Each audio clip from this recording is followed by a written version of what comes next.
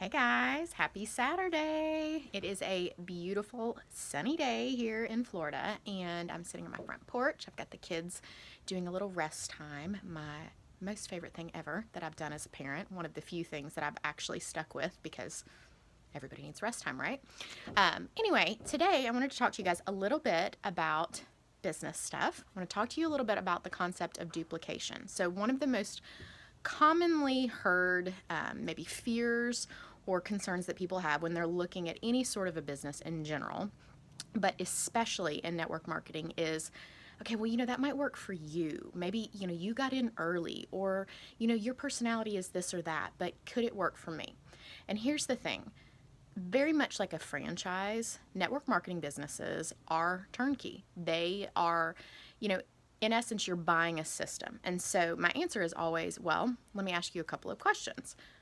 There are three things that I feel like that will determine whether or not you could be successful in network marketing.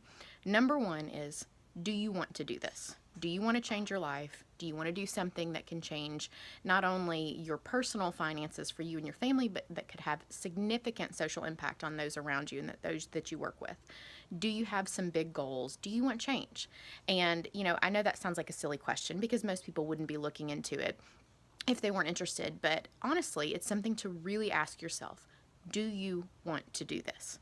So obviously, if they say yes, the next question is, okay, are you willing to work for it?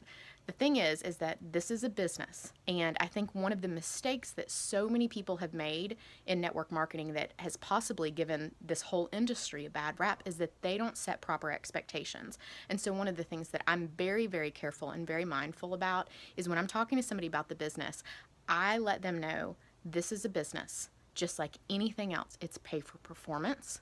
It's a seed planning business. It's a long-term solution. This is not a get-rich-quick scheme. This is not something that you're going to post one thing on Facebook and then all of a sudden everybody's going to beat down your door to know about it. You're going to have to work for it, and you're going to have to fail some. You're going to have to try a lot of things on for size and figure out what works for you and what you feel comfortable with and what feels genuine to you. So number two, are you willing to work for it? Number three is, are you coachable? And this is a really interesting question that I'd never really heard that terminology before because I didn't do sports growing up. I'm like not an athlete. So the idea of being coachable was kind of a foreign concept to me, but it's actually something that I have come to find out is one of the most important aspects of this business. So when I say coachable, are you willing to listen to other people's advice? Are you willing to seek out information, not just from people in your own organization, but from leaders in all kinds of different organizations? Are you willing to be mentored? Are you willing to really pour into personal development and just trust that there is a process to this and you're not going to have it all down pat on day one? But that if you really commit to being coachable and work on your personal development, you will get better at this. So that's kind of my pre-screening for network marketing. So specifically with Beautycounter, I talk to a lot of people about this, but just in general, I feel like that's a great thing to think about when you're looking at a new business opportunity. Number one, do you want it? Number two, are you willing to work for it? And number three, are you willing to be coachable?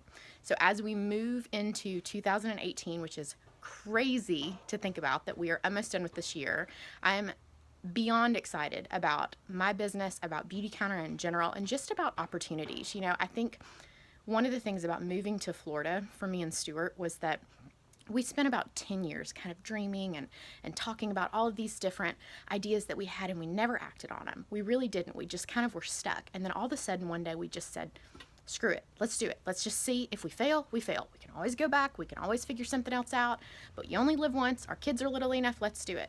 And the thing about taking risks and the thing about change and getting outside of your comfort zone is it kind of like, risk begets risk. So the more you do it, the more you kind of crave it. It's almost like adventurous, and you want to try new things, and you want to do this, and all of a sudden you don't really care as much about what people think. You don't care if they think you're crazy for moving across the country with not a specific 9 to 5 job taking you there. And it's just exciting. So as you guys go into 2018, every year I love New Year's because I sit down and I make goals, and I know that a lot of people do this, but really think about, if you really want to change your life in a big way, if you're looking at a business opportunity, you can do it. I promise you can do it. You just have to want it, you have to work for it, and you have to be coachable.